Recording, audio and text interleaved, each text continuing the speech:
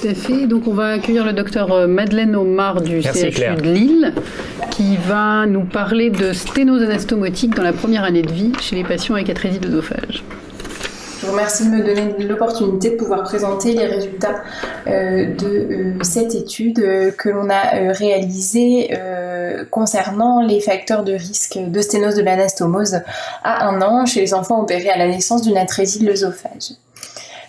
La sténose de l'anastomose, elle a été définie dans les dernières recommandations de l'EBSGAN de 2016 par l'association d'un rétrécissement du diamètre de l'œsophage au niveau de l'anastomose causant des symptômes significatifs ou avec une conséquence fonctionnelle significative pour l'enfant.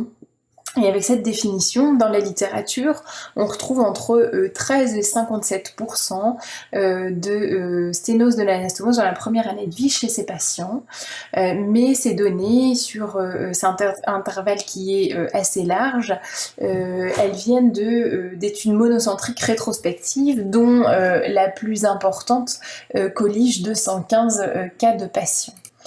On dispose en France d'un merveilleux outil depuis 2008 qui est le registre national de l'atrésie de l'œsophage, incluant de façon prospective les données multicentriques de 32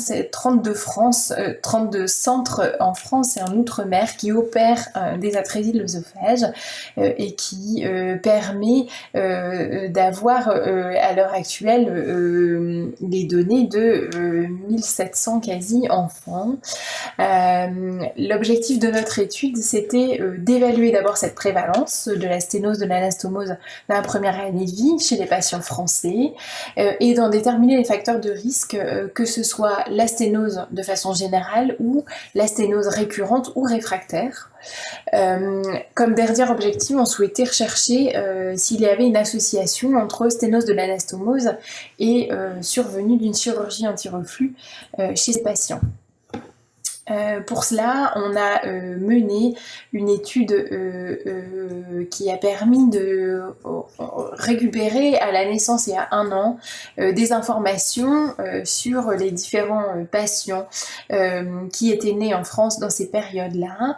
Et les informations relevées concernaient la naissance, l'atrésie de l'œsophage, les malformations éventuellement associées, les caractéristiques de la chirurgie initiale de remise en continuité, ses complications éventuelles et les informations bien sûr sur la survenue d'une sténose de l'anastomose et son traitement, avec en parallèle aussi des données sur la croissance et l'alimentation des enfants. Ces données, elles sont récupérées à la naissance et à 1 an pour tous les enfants naissants en France dans ces années-là. Et on a pu définir des critères assez précis avec l'anastomose sous tension qui était définie de façon prospective par le chirurgien au moment de la chirurgie initiale, notée sur son compte-rendu opératoire, l'anastomose retardée qui est une anastomose qui a été faite après 15 jours de vie, et les définitions de la sténose récurrente ou réfractaire qui étaient prises selon les définitions des sociétés savantes par respectivement à partir de 3 et à partir de 5 dilatations nécessaires chez ces enfants. On avait depuis 2008 1200, 1300 atrésies de l'œsophage nées en France et on a pu inclure dans notre étude finalement 85% de cette population, soit quasiment 1100 enfants, en ayant exclu ceux pour qui on avait des données manquantes sur les dilatations, ceux qui étaient décédés avant l'âge d'1 an, ceux pour lesquels on avait un type pour lesquels on avait une double fistule ou une fistule isolée sans atrésie de l'œsophage, ou ceux qui étaient perdus de vue par exemple, ou qui développaient une sténose de l'anastomose après l'âge d'1 an. Et on a étudié la population totale, tout type d'atrésie de l'œsophage confondu, et la population des atrésies de l'œsophage de type 3, recherchant donc les différents facteurs de risque pour les différentes définitions d'anastomose.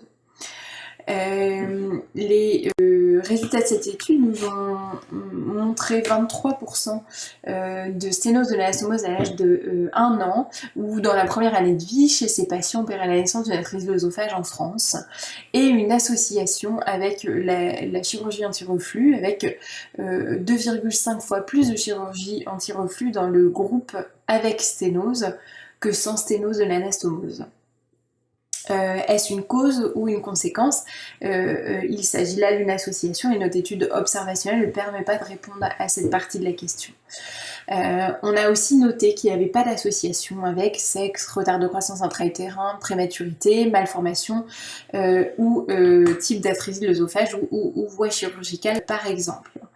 Les facteurs de risque de sténose de l'anastomose qu'on a pu retrouver dans la population totale ou dans la population des atrésies de l'œsophage de type 3 sont les deux mêmes qui ressortent de façon systématique à chaque fois, l'anastomose sous tension et l'anastomose retardée, avec des odds ratios qui sont forts, allant de 2,3 à 4, en passant par des odds ratios à 3,5 quasiment dans la population d'atrésie de l'œsophage de type 3. Pour les sténoses de l'anastomose récurrente ou réfractaire, les deux mêmes facteurs de risque ressortaient uniquement pour l'anastomose récurrente, avec toujours des odds ratios très forts à 2 ou 5,7. Pour la sténose de l'anastomose réfractaire, uniquement l'anastomose retardée, probablement puisque on avait une population qui n'était pas suffisante pour mettre en évidence quelque chose de significatif pour l'anastomose sous tension. Cette étude observationnelle ne nous permet pas de montrer de relation causale, mais elle est prospective en population sur une large cohorte de patients, plus de 1000, quasiment 1100 patients, avec une qualité de data qui est tout à fait bonne.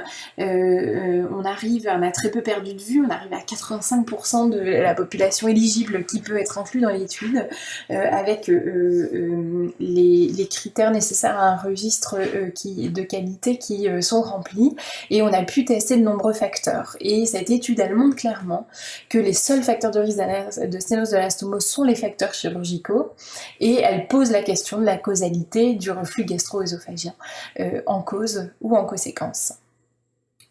Je vous remercie pour votre attention. Merci beaucoup. Je rappelle à nos auditeurs qu'ils n'hésitent pas à poser des questions sur le live. Alors, on note bien, c'est une problématique fréquente dans l'atrésie et les sténoses, et on note bien cette petite donnée là entre chirurgie anti-reflux et sténose qui nous titille un peu. Est-ce que éventuellement, j'ai bien compris que c'était extrêmement compliqué de répondre sur le lien de causalité, mais est-ce qu'éventuellement il était possible de regarder, est-ce qu'après chirurgie anti-reflux, la sténose, enfin en tout cas, est-ce que c'était une donnée qu'on pouvait regarder dans votre étude, c'est pas sûr, mais est-ce que derrière on avait l'impression que la sténose se résolvait ou pas? Là, non, dans cette étude-là, c'est des données qui sont à 1 an, et en fait, elle est faite sur 2 relevés de données différents. Un relevé à la naissance et un relevé à 1 an. Et du coup, on n'a pas des informations dans cette étude-là sur ce qui survient après, et pour savoir si ces enfants ils gardent une sténose de l'anastomose qui nécessite encore, alors qu'ils ont été opérés, d'être traitée, dilatée, qu'elle devienne réfractaire pour ceux qui n'avaient pas été dilatés un nombre suffisant de fois. Mais c'est des données qui vont être disponibles puisqu'on a pu, toujours dans ces mêmes cohortes, chez les enfants nés en 2010, 2011, 2012, fait sur 3 ans dans tous les centres, le relevé d'un immense nombre de données sur les enfants à leur devenir digestif et respiratoire à 6 ans. Les données viennent de pouvoir être extraites puisque ces enfants, toutes les fiches viennent d'être récupérées dans les centres, voilà, ça va être des informations qui vont pouvoir être probablement disponibles, avec la difficulté quand même qui va être la même, qui va être de noter pour les chirurgies anti-reflux qui sont survenues avant la première dilatation, cette information, on n'aura pas. On ne saura pas quand est-ce que le Nissen a été fait, quelle est la date du Nissen exact, quelle est la date de la première dilatation, ça c'est quelque chose qu'on n'aura pas.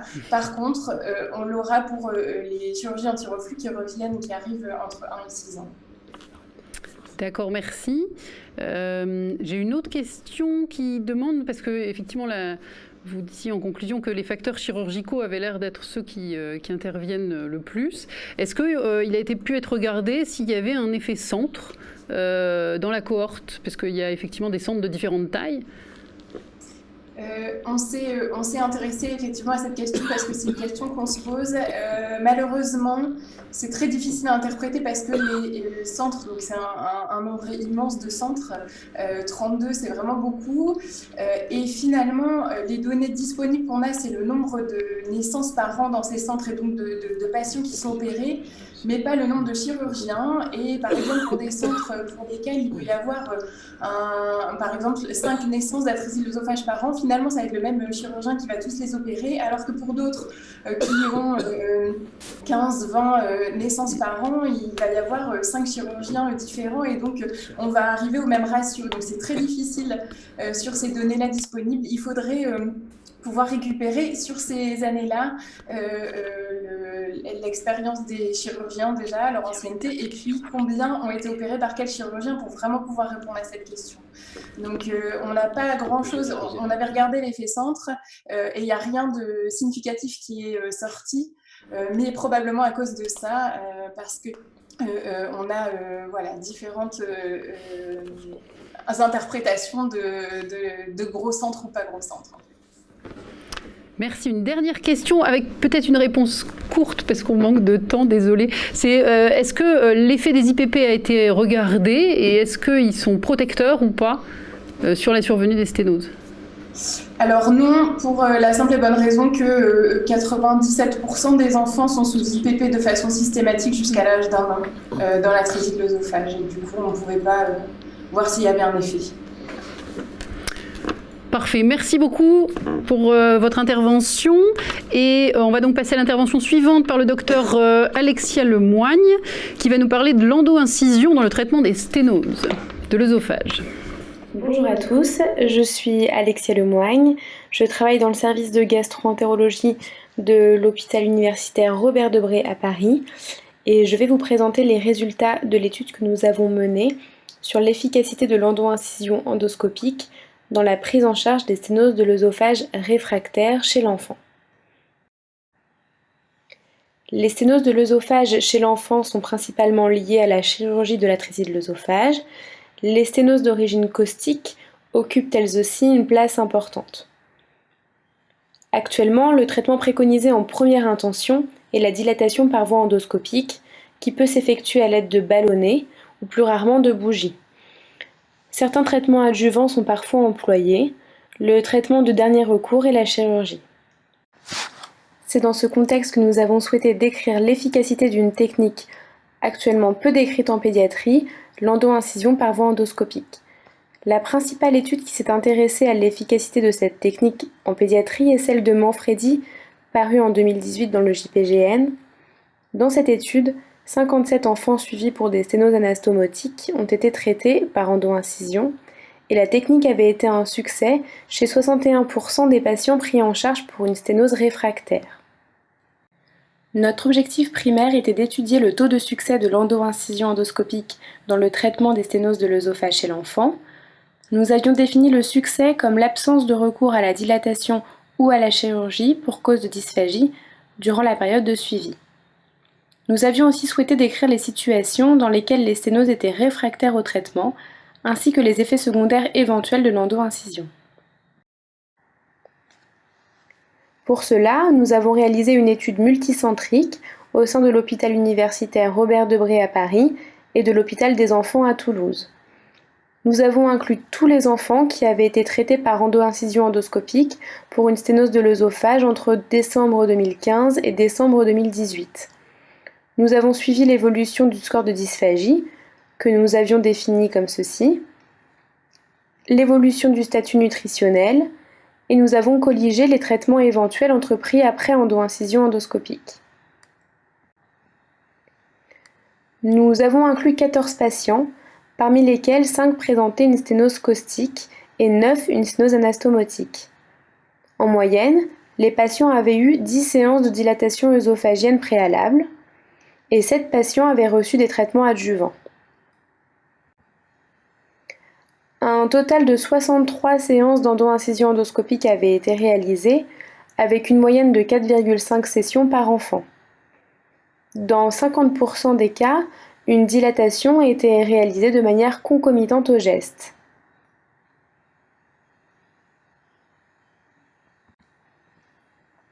Après un suivi prolongé de plus de 1 an, 50% de ces sténoses multiréfractaires ont été traitées avec succès par endo-incision endoscopique. Il n'y avait pas de différence significative entre les groupes sténose anastomotique et les groupes sténose caustique. Le score de dysphagie s'améliorait après endo-incision chez 8 patients sur 14 et ces patients, qui ne toléraient que des textures de purée, pouvaient à nouveau manger des morceaux. Les diamètres luminaux étaient quasiment multipliés par 2 après endo-incision. Seuls 2 patients avaient nécessité des antalgiques de palier 2 au décours du geste. Un patient avait présenté une hémorragie mais de faible abondance dont le tarissement avait été spontané. Un patient avait présenté un sepsis lié à la réouverture d'une fistule œsotrachéale et il n'y avait eu aucun cas de perforation. Notre étude est une étude préliminaire qui porte sur un petit effectif de patients et issue seulement de 2 centres. Cependant, il s'agit d'une technique innovante, intéressante à décrire. Finalement, la moitié des enfants étaient améliorés par cette technique et évitaient ainsi le recours à la chirurgie. Nos résultats suggèrent une meilleure efficacité sur les sténoses courtes, anastomotiques, même si nous n'avons pas réussi à le montrer de manière significative. C'est une technique sûre, mais nécessitant néanmoins une formation spécifique des endoscopistes et un travail d'homogénéisation des pratiques. Dans l'avenir, il nous semble intéressant de promouvoir cette technique dans la prise en charge précoce des sténoses courtes. Je vous remercie pour votre attention. Merci beaucoup. On va donc introduire les questions. Moi j'ai une question, bravo pour l'introduction en France. Est-ce qu'il y a d'autres centres qui pratiquent l'endo-incision ? Tu sais, à part Toulouse et Robert Debré, qui s'y est mis ?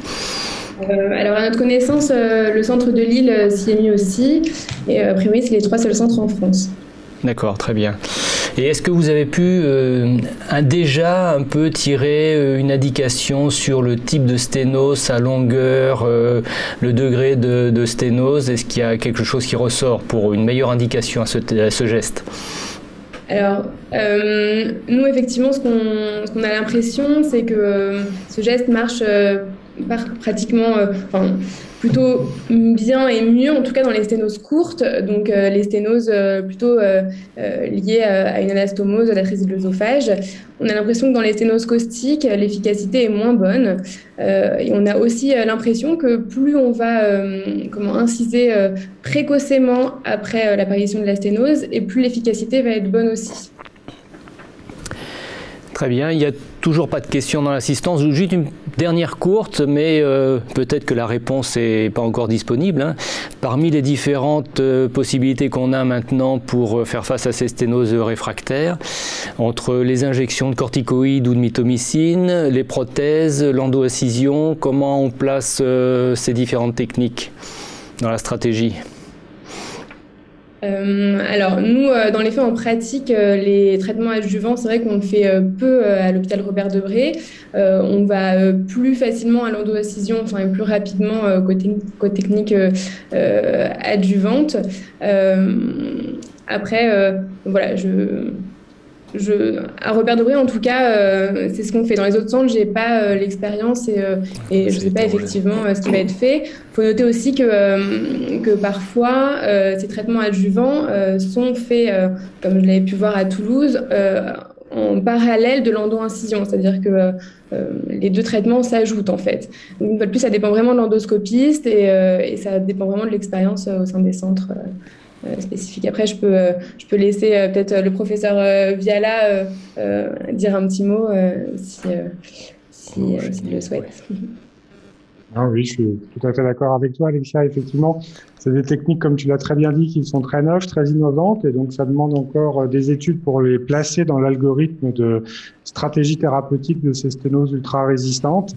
Pour le moment, comme tu l'as très bien dit, on a tendance à les placer assez tôt dans la prise en charge, mais il faudra d'autres études pour savoir quelle est leur place réelle. L'idée étant que l'endomachidion a l'avantage de ne léser qu'un des segments de l'œsophage et pas toute sa circonférence. Donc on réduit le risque d'une récidive sténosante à mon sens, mais ça demande à être prouvé. Merci beaucoup pour cette intervention. On va enchaîner avec le docteur Élise Payen de Paris, le Necker je crois, qui va nous parler de Mickey avec des stratégies top-down et step-up. Je lui laisse la parole. Bonjour à tous, je suis Élise Payen, chef de clinique en gastro à Necker, et je vais vous parler d'un travail concernant l'efficacité à 24 mois de l'adalimumab en comparant les stratégies top-down et step-up.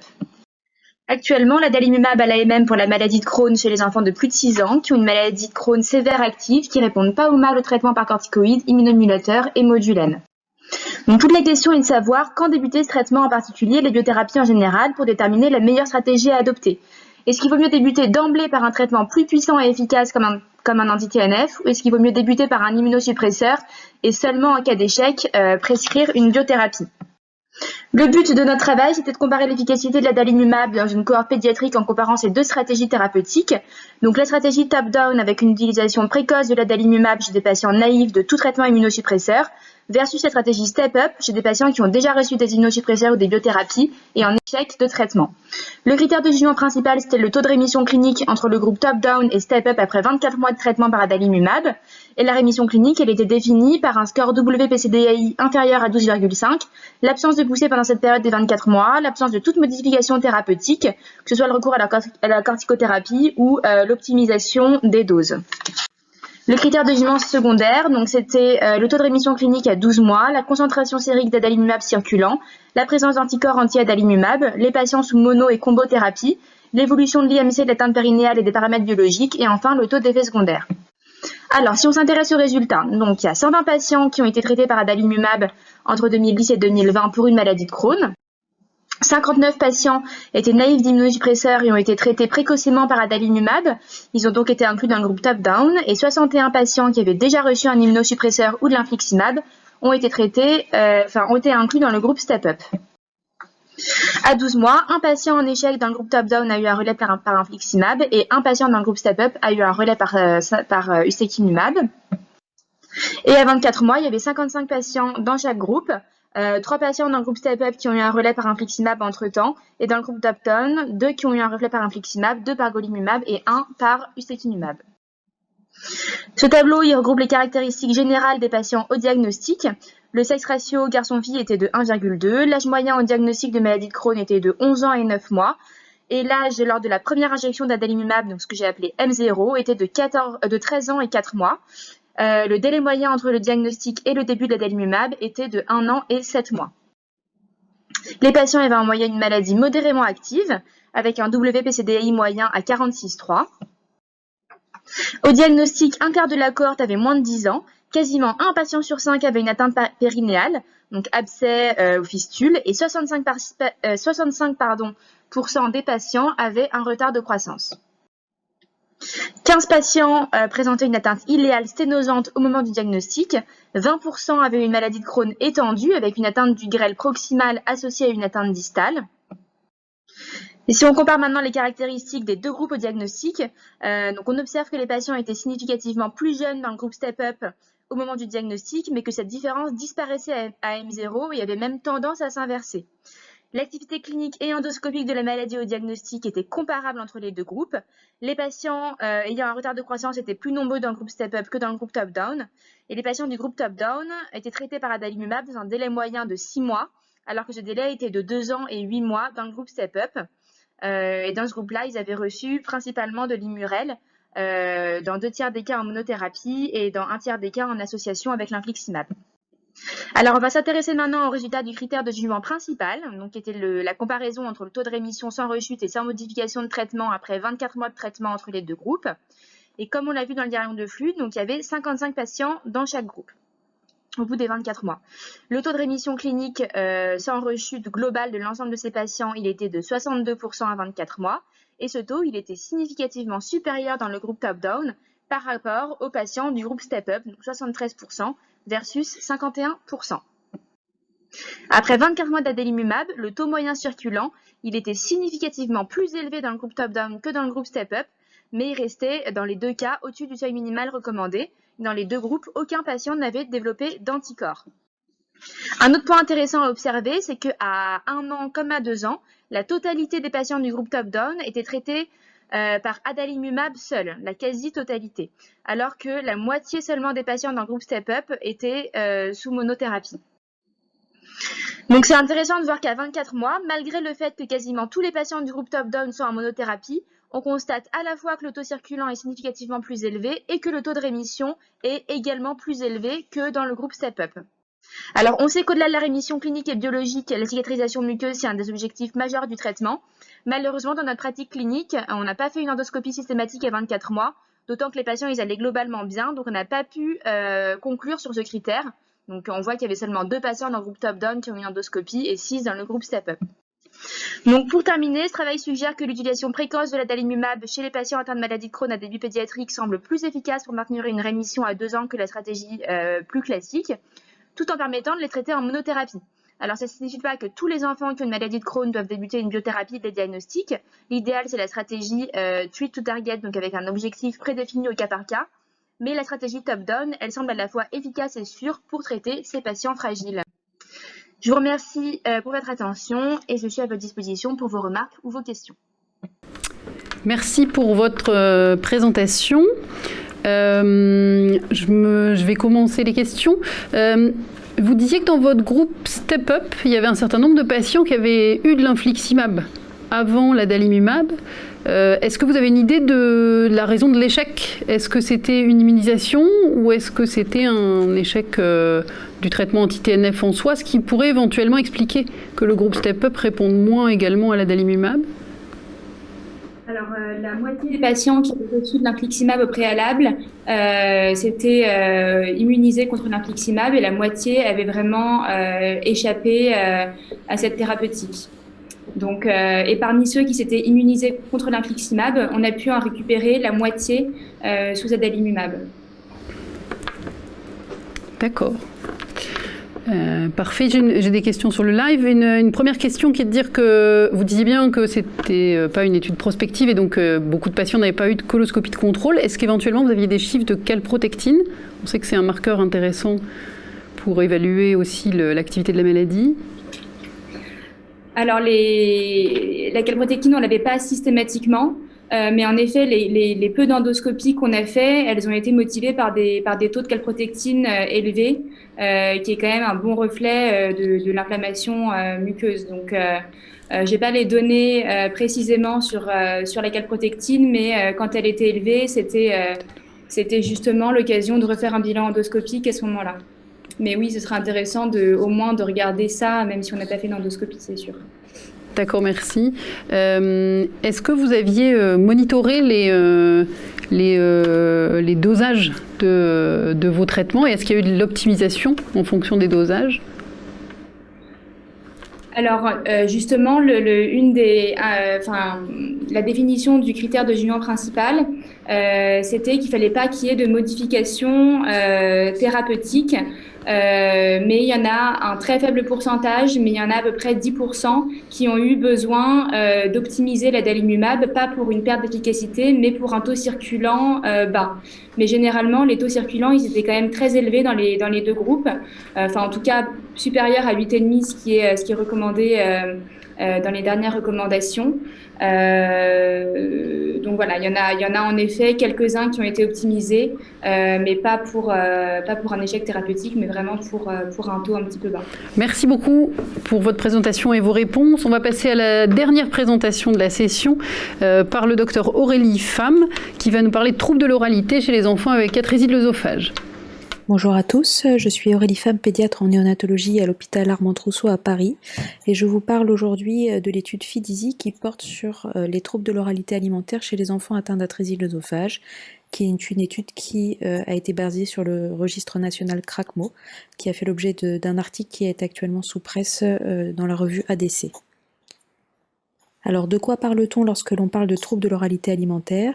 Eh bien, comme vous le savez, toutes les fonctions dévolues à la cavité buccale sont intriquées les unes les autres, et lorsqu'il y a une dysfonction d'un des sens, eh bien, il peut y avoir une rupture de la chaîne d'intégration sensorielle, avec des enfants qui présentent une hyperréactivité de la sphère orale et une réponse exagérée aux sollicitations, comme chez cet enfant à droite qui refuse de regarder l'aliment, de le toucher et de le porter à la bouche.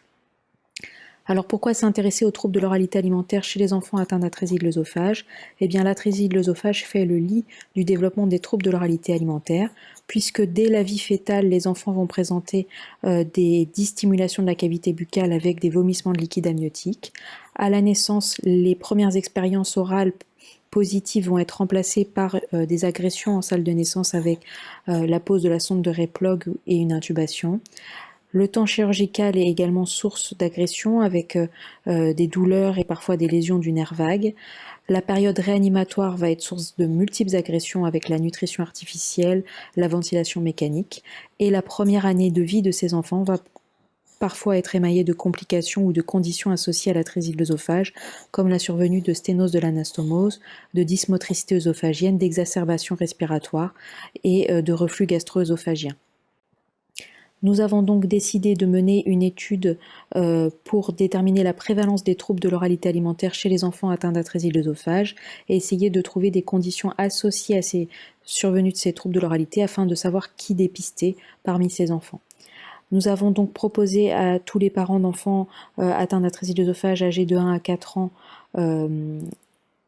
nés dans un des centres participants, un dépistage par le score de Montréal, qui est un score de dépistage des troubles de l'oralité alimentaire validé en langue française et en langue anglaise, qui est un auto-questionnaire parental et qui prend environ 10 minutes à compléter et qui explore différents axes, y compris les fonctions orales, motrices, sensitives, le comportement de l'enfant pendant les repas, l'anxiété et les réactions familiales face à l'alimentation de l'enfant.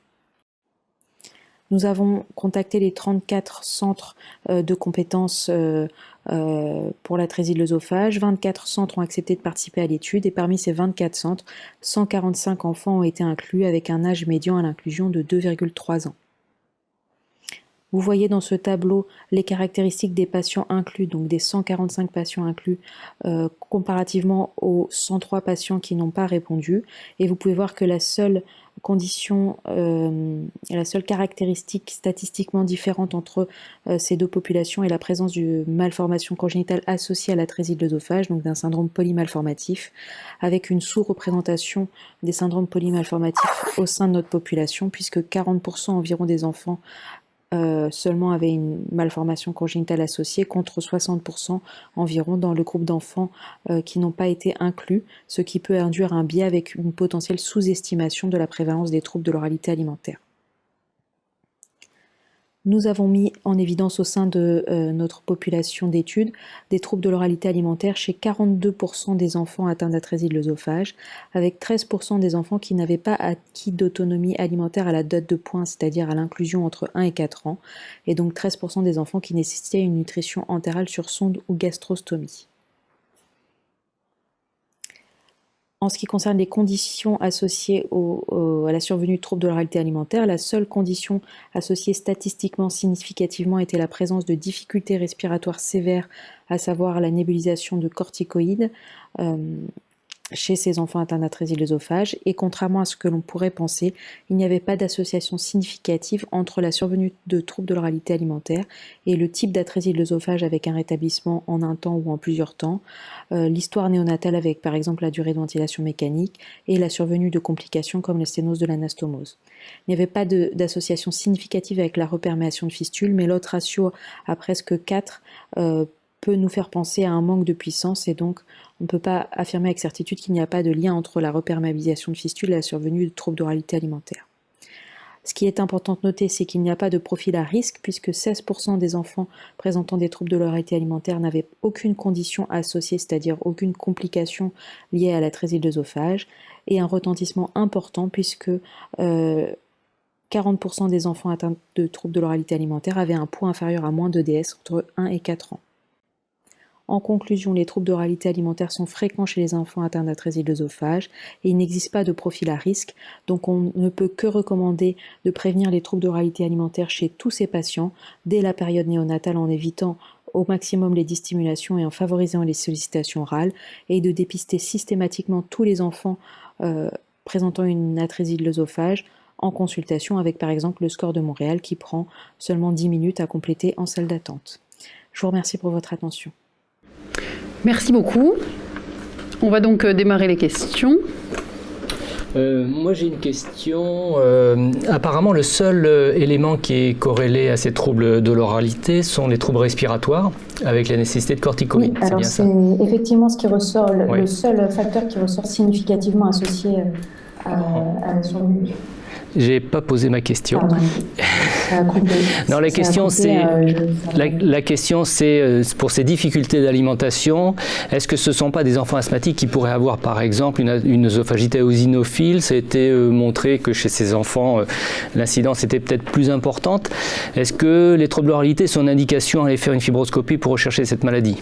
Alors, effectivement, on a regardé l'association entre les troubles de l'oralité et l'œsophagite eosinophile.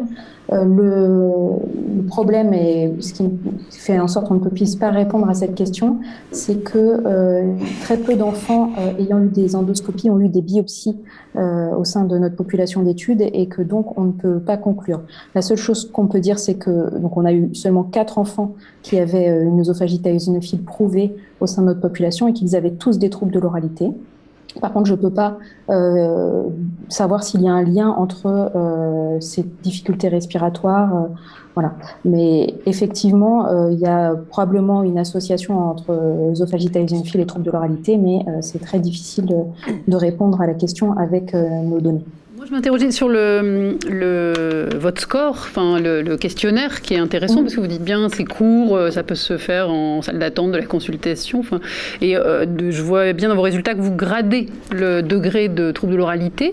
Est-ce que dans votre pratique ou dans ce que vous avez vu des pratiques, est-ce qu'il y a des choses recommandées selon ce qu'on trouve comme trouble de l'oralité? Est-ce qu'à partir d'un certain degré, il faut adresser à l'orthophoniste? Est-ce qu'on a une idée de ça en fait? Non, on n'a pas d'idée, d'autant plus que ce score n'était pas fait en pratique courante. Alors nous, dans notre centre, maintenant, on le met en place en consultation, mais jusqu'à aujourd'hui, et puis dans tous les dossiers que j'ai relevés pour cette étude, je n'ai vu apparaître ce score nulle part. Donc c'est un peu difficile de dire en fonction du grade de difficulté alimentaire quand est-ce qu'il faut adresser. Lorsqu'on regarde la publication Princeps de ce score de Montréal, ils ne disent pas non plus à partir de tel grade, il faut adresser les enfants en consultation. Mais clairement, lorsqu'on a des difficultés alimentaires sévères, c'est souvent des enfants qui étaient de toute façon suivis, puisque avec des manifestations visibles entre guillemets. Par contre, chez les enfants qui avaient des scores légers ou moyens, c'est des enfants qui peuvent ne pas avoir été identifiés comme présentant des troubles de l'oralité alimentaire et avoir échappé un petit peu à la prévention et à la prise en charge par les psychomotriciennes ou les psychologues spécialistes de l'oralité. J'ai eu une remarque par exemple d'une maman qui me disait non, votre score est faux, mon enfant n'a pas de trouble de l'oralité, il suffit qu'il mette ses gants et tout se passe bien par la suite. Voilà, donc je pense que vraiment sans un dépistage systématique, que ce soit par le score ou avec des questions ciblées, on peut vraiment passer à côté de ces troubles de l'oralité et chez les enfants qui ne sont du coup pas pris en charge. Merci beaucoup. On va ainsi clore cette session. Je remercie l'ensemble des participants de leur présentation et de leurs réponses aux questions. On va donc enchaîner avec la deuxième partie de notre session.